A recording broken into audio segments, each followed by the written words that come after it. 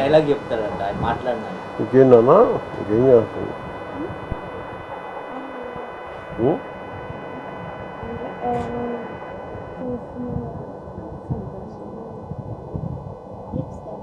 ఇప్పుడు ఇట్లా ప్రెస్ చేస్తే బోన్ ఇరిగిపోతుంది.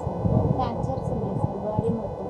అంటే యూరిన్లో క్లోరిక్ యాసిడ్ రిలీజ్ అయ్యి బోన్స్ మీద పడింది సార్. ఆ బోన్స్ అన్నీ క్రాక్స్ వచ్చేసినాయి. చూడప్ప సిద్ధప్ప నేను సుమన్ దాంట్లో అది గడ్డం తీసుకోదు నేను గడ్డం తీసుకోదు సేమ్ తీసుకోదు.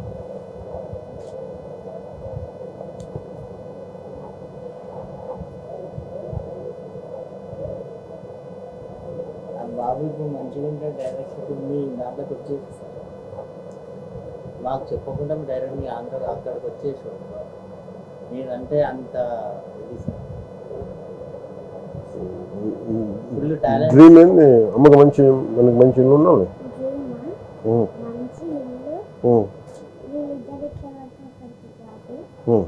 అమ్మకి తీస్తాం.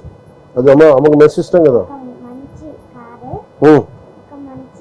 నాకు రామ్ చరణ్ సార్ కారు ఒక పిల్లలు కావాలా? నువ్వు పని చేయండి. అన్ని కొడుకు ఇప్పుడు ఏది పుల్లు ఉంది నేను చూడదు. రామ్ చరణ్ కాడ సింహంలా ఉంటుంది అది. చిన్నపిల్ల చిన్న కుక్క పిల్ల. చూస్తాను నేను. నాకు నన్ను అంటే నేను తన దగ్గర 2-3 ఉన్నాయి. ఏదన్నా నాకు అర్థం కావట్లేదు. ఎందుకంటే ఒకసారి చూసి చెప్తాను. ఉందా ఫోటో? చూపించేది మీరు చెప్పండి. కాదు ఆ ఫోటో ఏదో చూపించు. ఆయన ఏదో కుక్క పిల్ల చెప్తా ఉండే.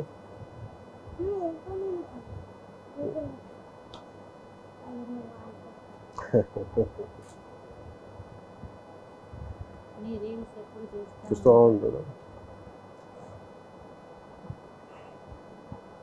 పాప ఏం చదువుతుందమ్మా?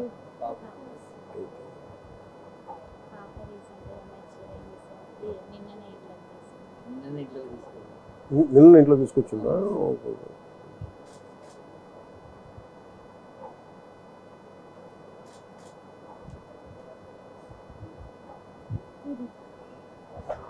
దీన్ని పూడలు.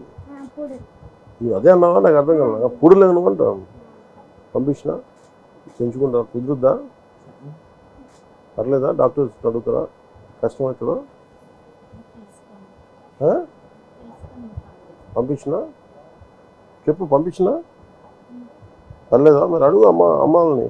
మళ్ళీ వాళ్ళు బరువు అవుతుందమ్మా. పంపించినా మంచి ఇల్లు ఇచ్చినాక పంపించినా సరే.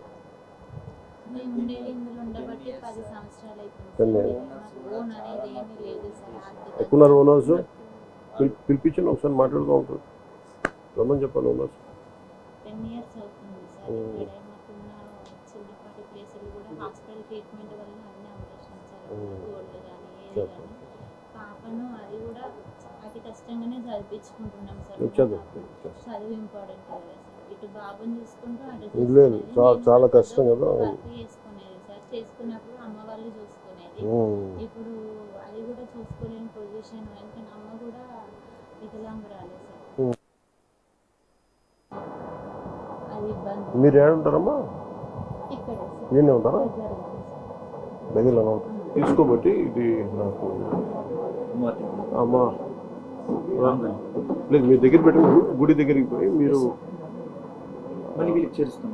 వాళ్ళ నాన్నగారిని మనతో పాటు పాప